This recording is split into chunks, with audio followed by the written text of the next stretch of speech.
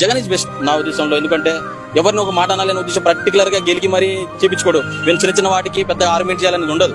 ఇప్పుడు మన గుంటూరులో ర్యాలీ జరిగింది, ఇదేం ఎలక్షన్ మూవ్మెంట్ కాదు. మీరు ఒకళ్ళు నిజంగా ఆయన ఓడిపోయింది అనుకుంటే మీరు మనుషులు చూడొచ్చు.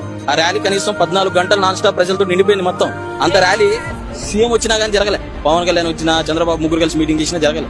అంటే మనం అర్థం చేసుకోవాలి, మనిషి ఓడిపోయిందా, ఓడిచ్చినవా, లేకపోతే ఆయన స్కామ్ జరిగిందా అనేది మనకి తెలుసు.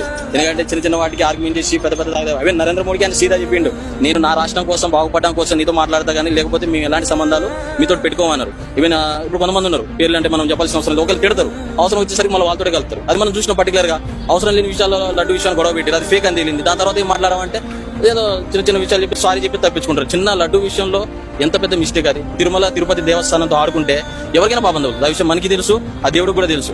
మనం అనాల్సిన అవసరం లేదు. అంత ముందున్న పాజిటివ్ ఇప్పట్లో ఎవరికి కూడా లేదు. ఎవరి మీద మీరు చూసుకుంటే తెలుగుదేశం మీద కావచ్చు, జనసేన మీద కావచ్చు, అంత ముందు చాలా పాజిటివ్ ఉంది. ఇప్పుడు చిన్న స్టార్టింగ్ లో ఇటు పోయి వచ్చిందనేది ఇప్పుడు అంత లేదు. ఎందుకు చిన్న చిన్న సుగాలి ప్రీతి కేసు ఉంది, అది ఎప్పుడు జరిగింది, చంద్రబాబు హయాంలో జరిగింది, జగన్ వచ్చే టైంలో స్టార్ట్ చేశారు. మరి ఈ రోజు ఎవరు మాట్లాడతలే. తర్వాత మొన్న సీసీ కెమెరాలు పెట్టిందని పెద్ద గొడవ అయింది. మరి ఆ రోజు అడిగితే సీసీ కెమెరాలు చూపి అంటారు. అంటే ఇప్పుడు 300 మంది కలిసి అబద్ధాలు చెప్పినట్ట, లేకపోతే ఒక ఆయన చూపి అంటే అయిపోయినట్ట. అంటే ప్రతిదీ ఎవరు రాజ్యంలో ఉంటే వాళ్ళు నడుస్తుంది అన్న పొలిటీషియన్ పరంగా. కానీ జగన్ అనేది కొంచెం నాకు అది మంచిగా అనిపిస్తాడు. సో నేను నా సపోర్ట్ ఏంటంటే జగన్కి ఇప్పుడు ఉంటుంది అన్న.